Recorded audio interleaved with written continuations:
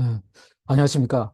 어제 그 가습기 살균제 사건의 책임이 국가에 있다는 첫 판결이 나와서 제가 그 가습기 살균제 판결과 앞으로 우리가 어떻게 해야 되는지를 말씀드리려고 자료를 만들어서 영상을 올릴까 합니다.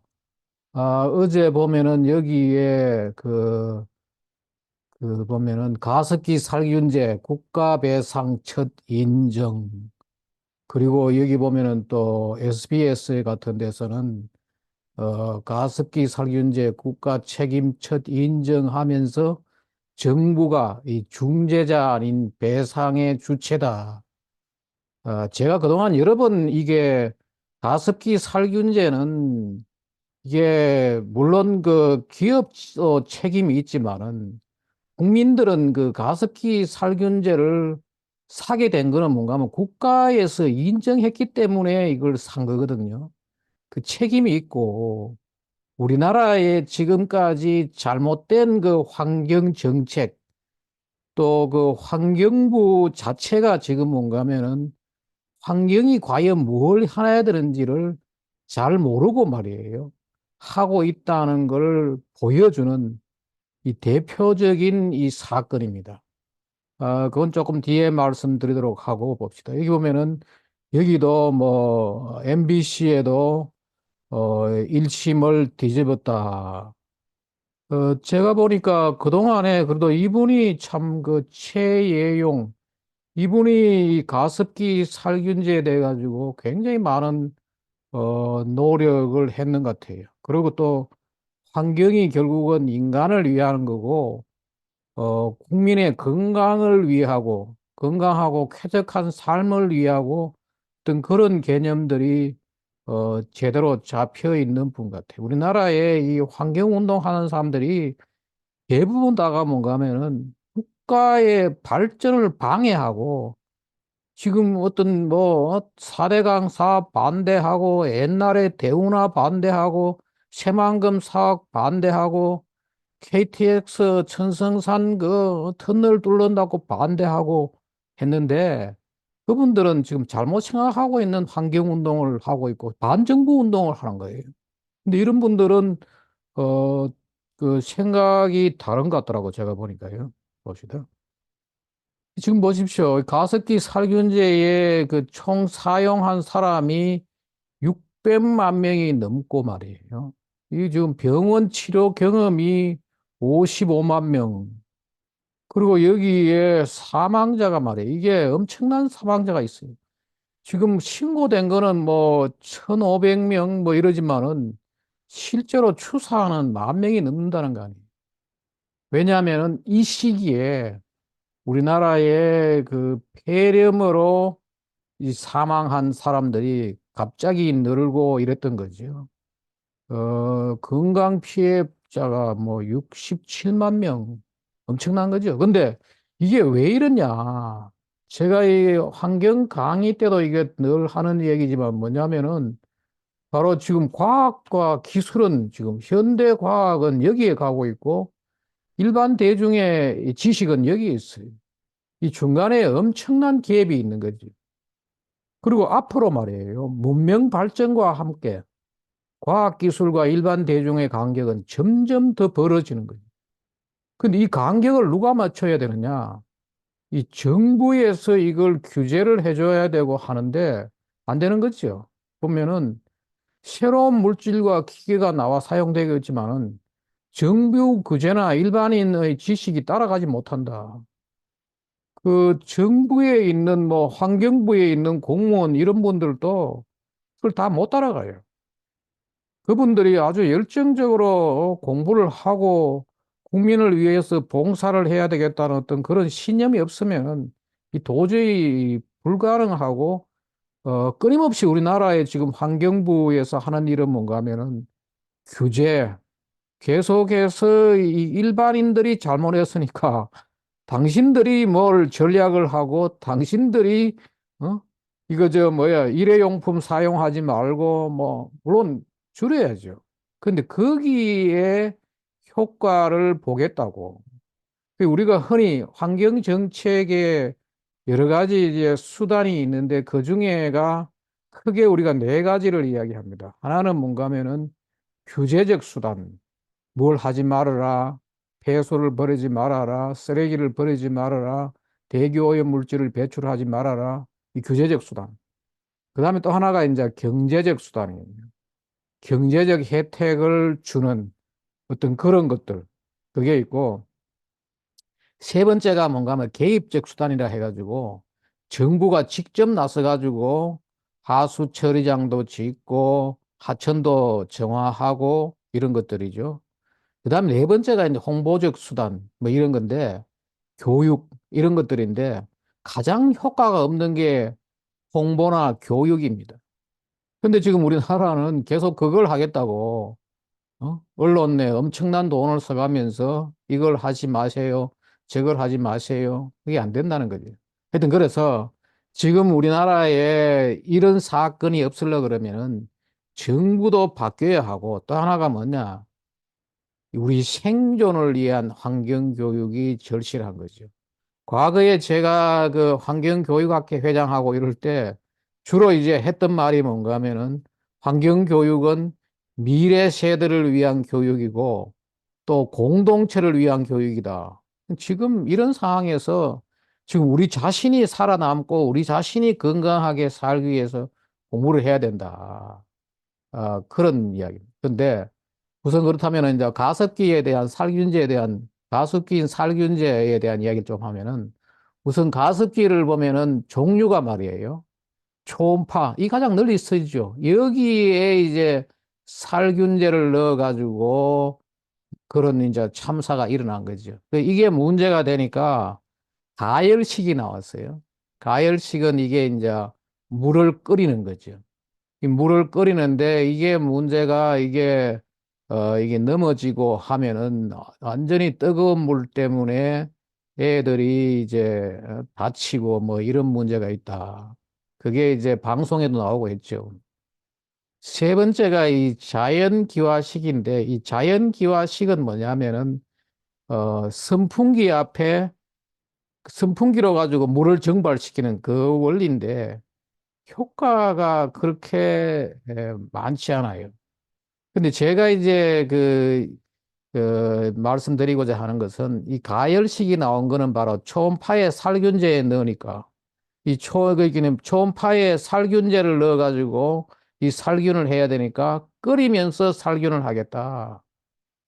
그리고 일종의 이것도 그런 이제 이미지가 있는데 제가 볼 때는 그래도 이게 가습기의 효과로서는 초음파가 제일 좋은데 어떻게 해야 되느냐? 바로 우리가 이거를 커피 포트를 사용해야 된다는 거예요. 커피 포트 살균이 필요한 이유가 뭔가 하면은 이 살균을 위해서도 필요하지만은 또 하나가 뭐냐?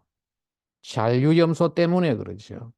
물 속에는 이 염소를 일부 집어넣어 가지고 정수장에서 수돗물에다가 염소를 일부 집어넣어서 집까지 보내는 거지요. 그때 남아있는 잔염소인데 왜 이걸 집어넣느냐? 이 염소가 독극물이에요. 그 처음에 염소 소독을 1908년에 미국에서 처음 시작했는데 그때 엄청난 반대가 있었어요. 왜? 수돗물에 먹는 물에 왜 독극물을 집어넣느냐? 그런데 이제 아주 미량을 집어넣어 가지고 인체에 해는 없도록 하고 미생물은 살균하도록 하는데 정수장에서 살균한 뒤에도 이걸 집어넣어요. 왜? 수돗물 파이프에서 집까지 오는 과정에서 다른 이물질을 산화시키고 미생물을 죽이기 위해 가지고 잔lum소가 필요한 거죠. 근데 제가 이야기하고자 하는 것은 뭔가 하면은 바로 이 살균과 잔륨소를 동시에 제거해야 되는 거죠. 앞에서 봤던 가열식이라든지 자연기화식이라든지 그 초음파식 모두 다가 이게 이제 가열식은 살균은 되죠. 끓이니까. 그런데 이게 저 다른 것들은 이제 살균이 안 되니까 살균제를 집어넣고 하는데 제 얘기는 이게 커피 포트를 가지고 부엌에서 일단 끓이고 그 끓인 물을 이 초음파식으로 하는 것이 살균도 하고 잔류염소도 동시에 제거할 수 있는 그 대신 이제 자주 자주 끓여서 집어넣고 그렇게 하는 게 좋다는 거죠. 또 하나가 뭐냐? 이 잔륨소를 말입니다. 집에서 이게 커피 저 뭐라 그러나 가습기 말고도 말이에요. 어린아이들을 이렇게 시키고 할 때는 이 잔류염소 때문에 수돗물을 잔류염소 제거기로 가지고 잔류염소를 제거시켜 가지고 애들 시켜야 되는 거죠. 우리나라에 지금 이제 애들 중에서 아토피가 많죠. 그 과거에 우리보다도 이게 아토피가 뭐 9세 이하의 아동의 반이 아토피를 한 번씩 걸려봤다. 이게 이제 수돗물 때문에. 물론 다는 아니지만은 일부 다른 이야기도, 다른 이유도 있어요. 음식이라든지 뭐 다른 문제도 있지만 상당히 큰 게 어린애들을 수돗물로 가지고 씻기니까 아토피가 걸리는 거지. 그래서 이제 염소 제거 필터 우리나라도 나와 있어요. 미국에서 하던 것처럼 똑같이 집까지 올 때는 염소가 들어있더라도 물을 사용할 때는 이 염소를 이런 식으로 필터를 제거를 해야 됩니다. 제가 지난번에 한번 이 방송에다가 이 얘기를 했더니만은 정규제 TV에서 몇 년 전이죠. 했더니만은 이걸 보고 미국의 교포분이 이런 메일을 보내왔어요. 이봐요, 한번 보십시오. 먼저 감사하다는 말씀 드립니다. 교수님, 저는 미국 캘리포니아에 거주하고 있습니다. 제 아이가 생후 10개월쯤에 복부 부분에 스킨 래시, 그 피부에 이렇게 이런 거죠. 뼈도락지죠. 피부 뾰루지가 발생했다. 바로 그 이야기. 일어나 UCLA, 미국의 캘리포니아 LA denpun교 좋은 학교죠. 여기에 이제 그 병원에 대학병원까지 갔는 거지, 사람들이. UCLA 소아과에 가서 진료를 하니까 링엄이라는 진단을 받았습니다. 닥터가 링엄 아니면 엑지마라고 했는데 자기가 보기에는 링엄 같다고 했습니다. 자기 그대로 이야기하는 거죠. UCLA 이 버짐이라는 거예요, 링엄. 버짐이나 아니면 습진이 같다고 이제 했다 이거지. 처방은 무좀약을 날마다 하루에 2번 레시 부분, 그 나오는 부분에 뾰루지 부분에다가 어? 발라주는 것다. 발라주라 했다는 거지. 제 와이프가 정성을 다해서 시간 맞춰 하루에 2번씩 2번 발라줬습니다. 발라주면은 보통 몇 주 안에 없어져야 하는데 나아지지 않고 그 후로 번짐이 나타났으면 더 커졌다는 이야기죠. 제 걱정이 깊은만 같습니다. 그리 되고 몇 주 후에 병원에 정기 검진 받으러 가서 다시 물어봤는데 아기가 크면은 자연적으로 없어진다고 말만 해주고 계속 무좀약을 발언하는 것입니다. 그 UCLA 엄청 좋은 대학의 대학병원에 가지고 하니까 무좀약 발라라는 거예요. 크면 나아진다고. 저는 병원 의사 말만 듣고 열심히 약만 발라줬습니다. 증상이 무려 1년 가까이 지속되는 중에 지난 9월 19일 교수님의 정규제 TV에서 수돗물의 유해성을 4대강 통합관리편 앞부분에 아기들 피부병, 특히 아토피 같은 질병이 정수 처리 과정에서 집어넣는 크로린, 염소에 크로린이 원인이 될 수 있다는 말씀을 듣고 주저없이 아마존의 클로린과 각종 케미칼이 여과되는 샤워 헤드를 사서 그물로만 씻겼습니다. 바로 이런 것들이죠. 그랬더니 놀라운 결과가 나타났습니다. 일주일 만에 스킨 레시가 없어졌고 2개월이 지난 지금은 완전히 완치되었습니다. 늦게나마 방송을 보고 교수님 덕분에 완치될 수 있었습니다. 다시 한번 감사드립니다. 제 가족 모두 감사해 하고 있습니다. 좋은 방송 고맙게 시청하고 있습니다. 물의 중요성을 일깨워 주신 교수님께 다시 한번 감사하다는 말 전해드립니다. 바로 이거예요. 그 여기 1년 동안 무좀약 발라도 안 된다는 거죠. 이게 지금 의사들은 모른다는 거죠. 의사들은 모든 것을 이거 지금 전체 이분들이 또 그렇다 해가지고 뭐 수돗물에 염소가 뭔지 이게 의학에서 배우지도 않고 모르는 거죠. 아마 이런 것들을 앞으로 우리가 잘 알아야지 건강하게 살 수 있고 건강하지 않게 사는 게 문제가 아니고 지금 현재 가습기 살균제 같은 거는요. 엄청난 사람이 죽고, 그 간단하게 그 커피포트에 물 끓여가지고 그걸 하면은 그 가습기 살균제 살 필요도 없고 돈도 들 필요도 없이 집에서 그걸 하면 되는데 그걸 모르고 그렇게 한 게 다 뭐냐. 국가의 책임도 있죠. 국가의 책임도 있고 우리가 지금 모르면은 지금 그렇게 된다는 거죠. 끝으로 제가 이제 하나 광고 말씀드리겠습니다. 이런 것들을 이제 가르치고 하는 데가 뭔가 하면은 이 늘봄 행복의 교실. 제가 이제 2기까지 했는데, 드디어 오늘 이 3기 일정이 발표돼 가지고 제가 여기에 올립니다. 2월 15일 날 개강을 하는데, 저는 인간과 환경, 탄소 중립 여기에 대해 가지고 말씀드리고, 지난번에 제가 한번 잠시 소개 드렸습니다. 이 말고도 뭔가 하면은 초등학교 돌봄 교육, 어린이의 특성과 발달, 아동기 성품과 성문화, 다문화 사회의 이해, 이런 것들이 이렇게 하고 있으니까, 가십시오. 저는 이제 가서 강의하고, 이게 마지막, 금요일 날 이게 2기 수료생.